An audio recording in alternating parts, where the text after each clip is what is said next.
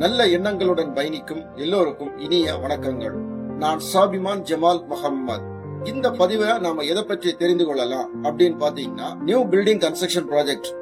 அதை நம்ம திட்டமிட்ட அமௌண்ட்ல செய்து முடிக்கிறதுக்கு பயன்படுத்தக்கூடிய பல வழிமுறைகள் இருக்கு. அதுல குறிப்பா பாத்தீங்கன்னா எஸ்டிமேஷன் அண்ட் குவான்டிட்டி சர்வேயிங் சொல்லக்கூடியதை ஹேண்டில் பண்ணி எப்படி அந்த ப்ராஜெக்டை கம்ப்ளீட் பண்றது அப்படின்னு சொல்லக்கூடியதை பற்றி தான் இந்த பதிவுல நீங்க தெரிந்து கொள்ள போறீங்க.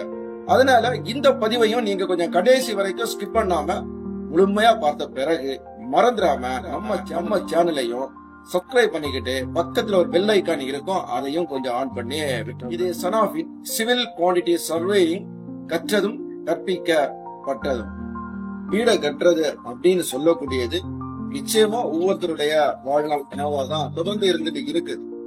அந்த கனவை நிஜமாக்குறதுக்கு ஒவ்வொருத்தரும் படக்கூடிய பாடு அப்படின்னு சொல்லக்கூடியதும் கொஞ்சம் நெஞ்சமெல்லாம் கிடையாது.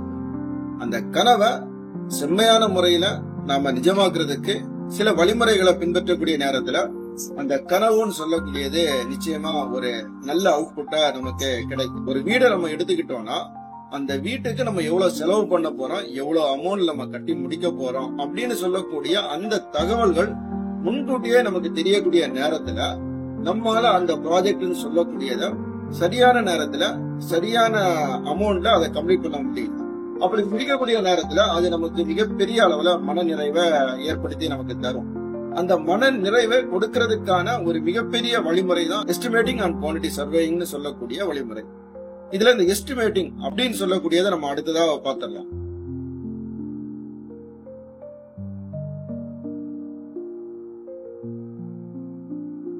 எஸ்டிமேட்டிங் அப்படின்னு சொன்னா நம்ம இப்போ புதுசா ஒரு கன்ஸ்ட்ரக்ஷன் ப்ராஜெக்ட் ஆரம்பிக்கலாம் முடிவு பண்ணிருக்கோங்களா, அந்த ப்ராஜெக்டினுடைய எஸ்டிமேஷன் வேல்யூவை நம்ம கண்டுபிடிக்கணும். எஸ்டிமேஷன் வேல்யூவை கண்டுபிடிக்கிறதுக்காக செய்யக்கூடிய ஒரு ப்ராசஸ் ஆஃப் ஆக்டிவிட்டிஸ் தான் நம்ம என்னன்னு சொல்றோம்னா எஸ்டிமேட்டிங் அப்படின்னு சொல்லி அடையாளப்படுத்துறோம். அப்ப இந்த எஸ்டிமேட்டிங் அப்படின்னு சொல்லக்கூடிய அந்த ப்ராசஸ் செய்யறதுக்கு எந்த மாதிரியான டேட்டா எல்லாம் நம்மகிட்ட இருந்தா எஸ்டிமேஷன் வேல்யூ நமக்கு அக்யூரேட்டா கிடைக்கும் அப்படின்னு சொல்லக்கூடிய பார்க்கக்கூடிய நேரத்துல நாம கட்டக்கூடிய அந்த கன்ஸ்ட்ரக்ஷன் ப்ராஜெக்டினுடைய எல்லா விதமான டேட்டா, அதாவது எவ்வளவு மெட்டீரியல் செலவாகும், எவ்வளவு லேபரை கொண்டு அதை நம்ம ஒர்க் பண்ண வைக்க வேண்டியது இருக்கும், எந்த மாதிரியான எக்யூப்மெண்ட் நமக்கு வேணும், இதே மாதிரி எவ்வளவு டாக்ஸ் பே பண்ணணும்னு சொல்லி பலதரப்பட்ட டேட்டாவை எல்லாம் கலெக்ட் பண்ணி அந்த டேட்டா கிடைத்தால் மட்டும்தான் இந்த பில்டிங்கினுடைய எஸ்டிமேஷன் வேல்யூ அப்படின்னு சொல்லக்கூடியதை நம்மளால என்ன கண்டுபிடிக்க முடியும். அப்ப இந்த எஸ்டிமேஷன் வேல்யூ கிடைக்கிறதுக்கு நமக்கு எஸ்டிமேட்டிங் சொல்லக்கூடியதை செய்யணும். அப்ப எஸ்டிமேட்டிங் செய்யறதுக்கு அடிப்படை என்னன்னு பாத்தீங்கன்னா குவான்டிட்டியா டேக் ஆஃப் பண்ணணும். அப்ப குவான்டிட்டியா டேக் ஆஃப் பண்ணக்கூடிய ப்ராசஸ் செய்தா மட்டும்தான் எஸ்டிமேஷன் வேல்யூ நமக்கு கிடைக்கும். அப்ப அந்த குவான்டிட்டியை டேக் ஆஃப் பண்ணக்கூடிய அந்த ப்ராசஸ் எல்லாம் பண்ணுவா அப்படின்னு பார்க்கக்கூடிய ஒரு குவான்டிட்டி சர்வேயர் அந்த ரோல் ஆஃப் ரெஸ்பான்ஸை எடுத்து அவங்க சைட்ல இருந்து அந்த குவான்டிட்டி எல்லாம் டேக் ஆஃப் பண்ணி அதை அவங்க ரெடி பண்ணி கொண்டு வருவாங்க.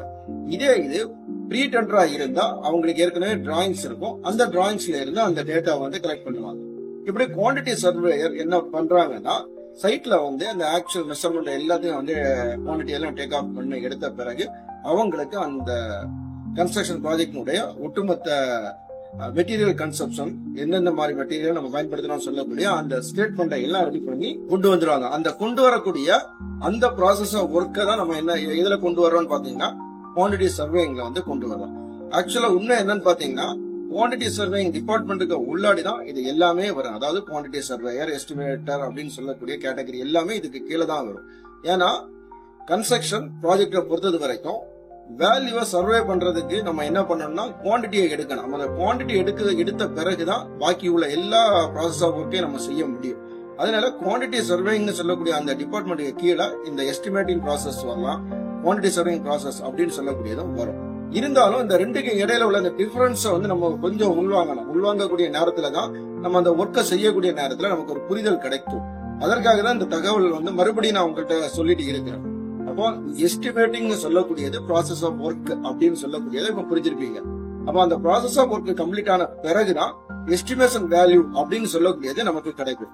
இந்த எஸ்டிமேஷன் வேல்யூ கிடைக்கிறதுக்கு முன்னாடி செய்யக்கூடிய ப்ராசஸ் ஆஃப் ஒர்க்கை நம்ம என்னன்னு சொல்றோம்னு பாத்தீங்கன்னா அந்த குவான்டிட்டி டேக் ஆஃப் பண்ணக்கூடிய அது ரிலேட்டடான வேலைகளை தான் நம்ம குவான்டிட்டி சர்வேயிங் அப்படின்னு சொல்லி அடையாளப்படுத்துறோம். இதுதான் இந்த எஸ்டிமேட்டிங் அண்ட் குவான்டிட்டி சர்வேயிங் ரெண்டுக்கும் இடையில நம்ம கவனிக்க வேண்டிய செயல்பாடா இருந்துட்டு இருக்கு.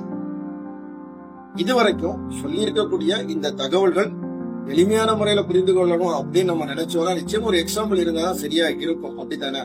அப்ப அதுக்கு என்ன பண்ணலாம்னா, ஒரு குவான்டிட்டி சர்வேயரை நம்ம சைட்டுக்குள்ள அனுப்பி மெஷர்மெண்ட் எடுக்கிறத மாதிரி இமேஜின் பண்ணிக்கிடுவோம். இப்ப நம்ம குவான்டிட்டி சர்வேயர் நேரா சைட்டுக்கு போறாங்க.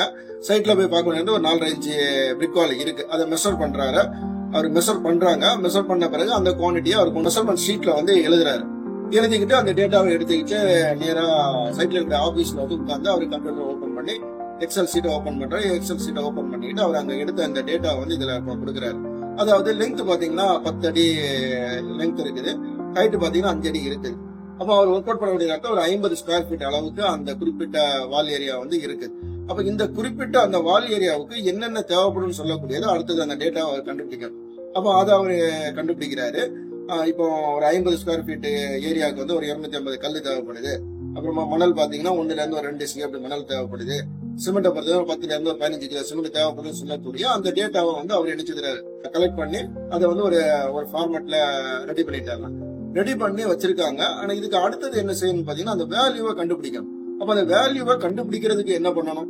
அப்ப அது ரேட்டை வந்து நம்ம வெளியே இருந்து கொண்டு வரும். அந்த வெளியே இருந்து கொண்டு வரக்கூடிய அந்த ப்ராசஸையும் குவாலிட்டி சர்வேயரே செய்யக்கூடிய நேரத்துல ஒர்க் டிலேன்னு சொல்லக்கூடியது நிச்சயமா அங்க நடக்க ஆரம்பிக்கும்.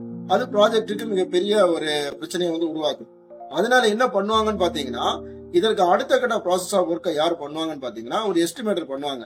எஸ்டிமேட்டர் என்ன பண்ணுவார்னு பாத்தீங்கன்னா, இதை இவர் கொடுத்திருக்கக்கூடிய இந்த டேட்டாவில இருந்து எந்தெந்த சப்ளையருக்கு இருக்க சூட் ஆவாங்கன்னு சொல்லி கண்டுபிடிச்சு அந்தந்த சப்ளையர்கிட்ட இருந்து அந்த ரேட்டை வந்து வாங்குவாங்க. ரேட்டை வாங்கின பிறகு அதுல இருந்து ஒரு ரேட்டை ஃபைனல் பண்ணி இவரு கொடுத்திருக்கக்கூடிய அந்த டேட்டாவை வந்து அப்ளை பண்ணுவாரு.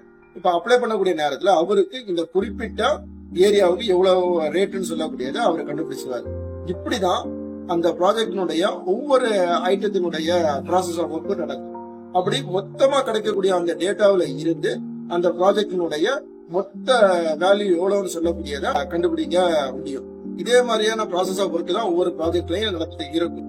அப்ப இதுல இருந்து உங்களுக்கு ஒரு புரிதல் கிடைச்சிருக்கும் அப்படின்னு சொல்லி நான் நம்புறேன். அது என்ன புரிதல் அப்படின்னு பாத்தீங்கன்னா, எஸ்டிமேட்டிங்னா என்ன, எஸ்டிமேஷன்னா என்ன, குவான்டிட்டி சர்வேயிங்னா என்ன, குவான்டிட்டி சர்வேனா யாருன்னு சொல்லக்கூடிய இந்த 4 விதமான தகவல்களை பற்றிய ஒரு புரிதல் உங்களுக்கு இப்ப ஏற்பட்டு இருக்கும். அதே மாதிரி இதுல வேற ஏதாவது உங்களுக்கு சந்தேகங்கள் இருந்தால் அந்த சந்தேகங்களை நீங்க கமெண்ட்ல சொல்லுங்க. நாம அதற்கான தகவல்களை அடுத்தடுத்த பதிவுகள்ல உதவி பண்றதுக்கு முயற்சி பண்ணலாம். சொல்லப்பட்டிருக்கக்கூடிய இந்த தகவல் உங்களுக்கு பயனுள்ள தகவலா இருக்கும் என்கிற நம்பிக்கையில இந்த பதிவை நான் இதுல முடிச்சிடறேன். மேலும் அடுத்த ஒரு நல்ல பதிவில் நாம் சந்திக்கலாம். நன்றி, வணக்கம்.